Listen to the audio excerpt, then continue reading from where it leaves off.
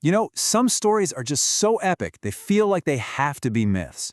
But what happens when one of those myths, a story, buried in dust and silence for thousands of years, turns out to be shockingly, monumentally real?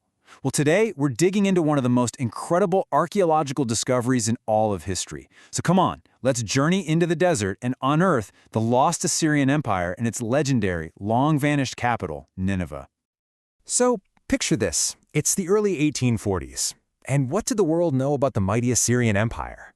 Pretty much nothing. Seriously, it was a ghost, a name whispered from the pages of the Bible, a civilization that you'd see mentioned in some old fragmented Greek texts. But unlike Rome with its Colosseum or Egypt with its pyramids, Assyria, it had just vanished. Its great cities, which were once the terror and the wonder of the ancient world, had been so completely erased from the earth that nobody even knew for sure where they were. And the only clues, well, they were these massive, kind of shapeless mounds of earth, just dotting the Mesopotamian desert near the river Tigris. For centuries, travelers would see them, they'd sketch them, and they'd wonder, were they just natural hills, or the rubble of some forgotten little towns, or were they something more? What sleeping giants and forgotten kings were waiting in the darkness under all that dust?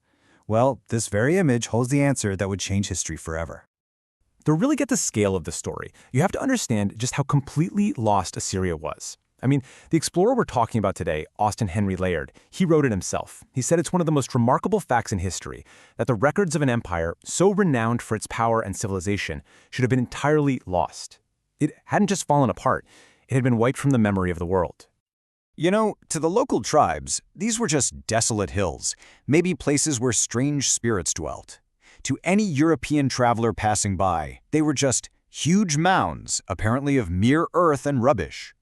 They gave absolutely no hint of the magnificent palaces, the grand chambers lined with these incredible carved reliefs, and the colossal statues of gods and guardians that lay entombed, perfectly preserved, just a few feet below the surface. And that, of course, brings us to our guy, the hero of our story. A man driven by this restless energy, an insatiable curiosity, and a burning, almost obsessive desire to solve this ancient mystery. The English adventurer, diplomat, and archaeologist, Austen Layard.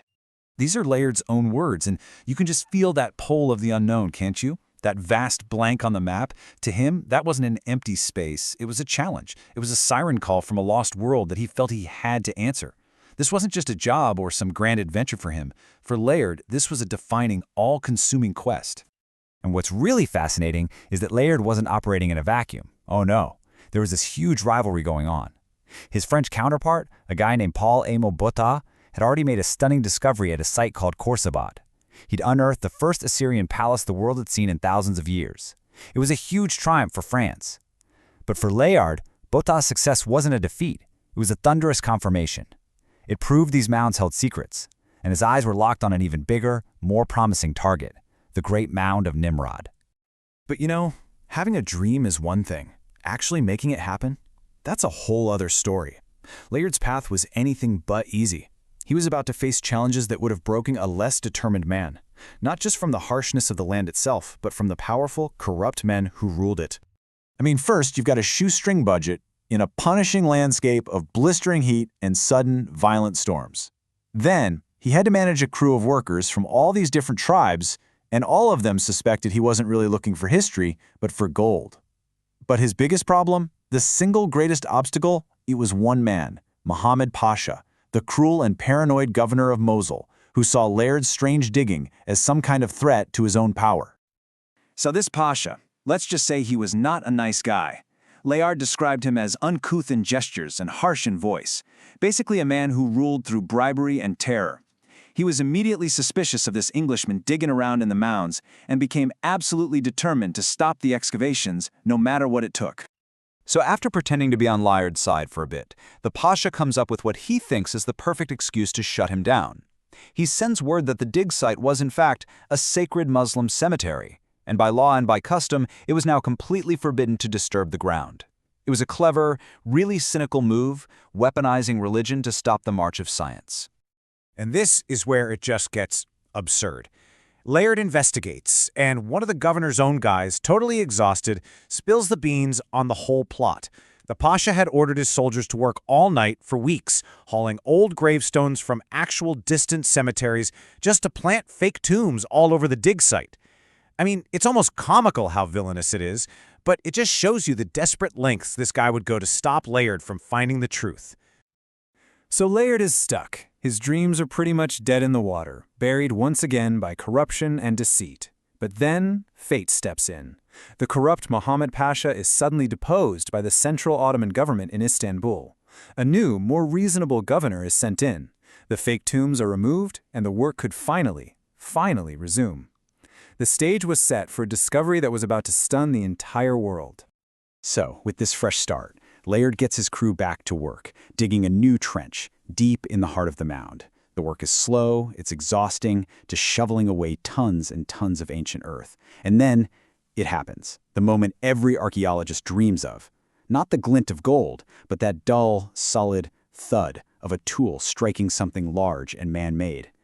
Two of his Arab workers, their eyes wide, race towards him, shouting that they found. Layard climbs down into the trench. And there, emerging from the dark soil, he sees it. An enormous human head sculptured in full out of the alabaster. It was perfectly preserved. The expression, he wrote, was calm yet majestic. For over 2,500 years, this face had been waiting in total darkness, and Austen Henry Layard was the very first human being to see it again. Now for Layard, right, this was this incredible intellectual triumph. But for his workmen, it was a moment of sheer terror. One guy took a single look at the gigantic head rising from the earth and just fled. He threw down his tools and ran the entire way to the city of Mosul to announce that Nimrod himself, the legendary giant hunter from the Book of Genesis, had risen from his grave. As they cleared away more and more of the dirt, the creature's true form was revealed. This was no idol, no monster, and definitely not the biblical Nimrod. It was a Lamassu, a colossal, divine guardian with the powerful body of a bull, the great wings of an eagle, and the wise head of a man. It was one of a pair that had once stood guard at the magnificent gateway to a lost Assyrian palace, a symbol of the king's power meant to awe and intimidate anyone who entered. But finding this thing, this was so much bigger than just digging up an incredible statue. This was like finding a key that unlocked a door to an entire lost world, a world that people thought was nothing more than a legend. And here's the absolute kicker. The discovery of the palace at Nimrud, which we now understand was a key city in the greater Nineveh area, it provided the first tangible, physical proof that the Assyrian Empire, the one described in the Bible, wasn't just a story. It was a real place, with real kings, who built these unbelievable monuments to their power and their gods.